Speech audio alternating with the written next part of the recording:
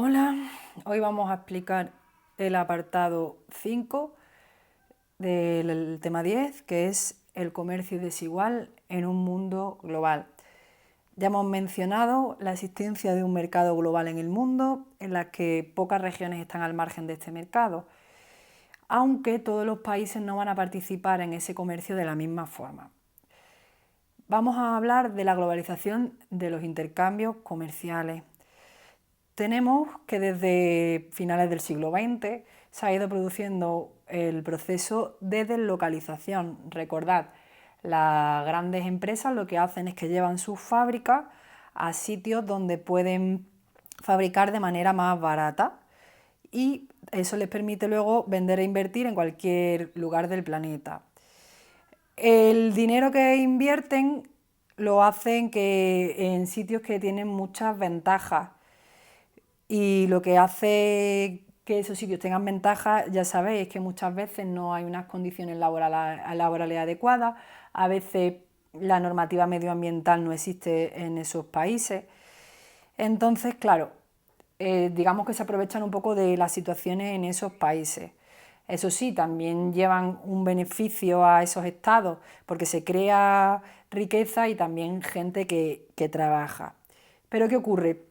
Que muchas veces esos grandes capitales, cuando ven que los países empiezan a cambiar esas medidas que en un principio eran como muy lasas, ¿no? O sea, eso que se permitía antes empieza a ir cambiando cuando las condiciones laborales cada vez son más exigentes, cuando empiezan a existir sindicatos, cuando las exigencias medioambientales aumentan, pues eso lo que hace es que puedan aparecer crisis debido a que esas empresas lo que hacen es, como ya en esos sitios no tienen ventaja, pues se llevan las fábricas a otros sitios, con lo cual esos países de repente se quedan sin esa producción. Y entonces, claro, eso es un problema para su economía, que se podría resumir con esta viñeta que tenéis aquí.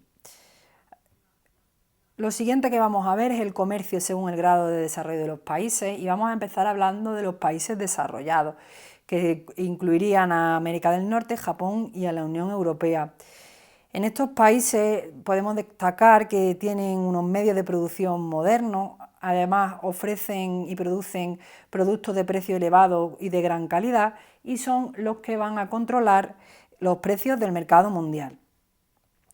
Por otro lado, tenemos los países en vía de desarrollo, que serían los que están en África, en Asia Meridional o en América Latina, y tienen unos medios de producción que están anticuados y son de baja calidad. Además, sus productos suelen ser baratos y su control en el mercado mundial es nulo. ¿Por qué? Porque ni siquiera pueden controlar los precios de los productos que venden, ya que esto los fijan las grandes multinacionales. Pasaríamos entonces a los países emergentes, que son los que concentran algunas funciones y actividades de los países ricos y a veces son capaces de generar iniciativas propias. Países emergentes, pues los podríamos encontrar en el sudeste asiático. Bien, hemos visto eso, un comercio desigual controlado por los países desarrollados y en el que tanto los países subdesarrollados como los emergentes van a depender de los países desarrollados. Ahora hablaríamos de las alternativas de futuro. ¿Qué alternativa podemos encontrar? Hay un problema muy grande y es que los países pobres cada vez se van endeudando más, tienen un problema con la deuda externa. Es decir, ellos para poder optar a tener productos en el mercado internacional necesitan dinero para sus infraestructuras, servicios, maquinaria. Ese dinero lo van a obtener de los países ricos a través de créditos. Eso va a generar lo que se le llama la deuda externa, que es la obligación que tiene cada Estado de devolver o pagar el dinero a instituciones o bancos extranjeros que le habían prestado. Pero ¿cuál es el problema? Que muchos de estos países nunca logran pagar esa deuda debido a los elevados intereses que tienen los créditos, con lo cual viven como en una deuda continua. Ante esto, Internacionalmente se plantean algunas medidas posibles, por ejemplo, anular la deuda externa de los países más pobres. Aunque no paguen todos los créditos, ya habrían pagado dinero suficiente como para que se le pudiera condonar la deuda. Otra posibilidad sería impulsar un comercio justo, que el comercio justo se basa en el principio de garantizar a los productores de los países pobres una compensación adecuada por su trabajo.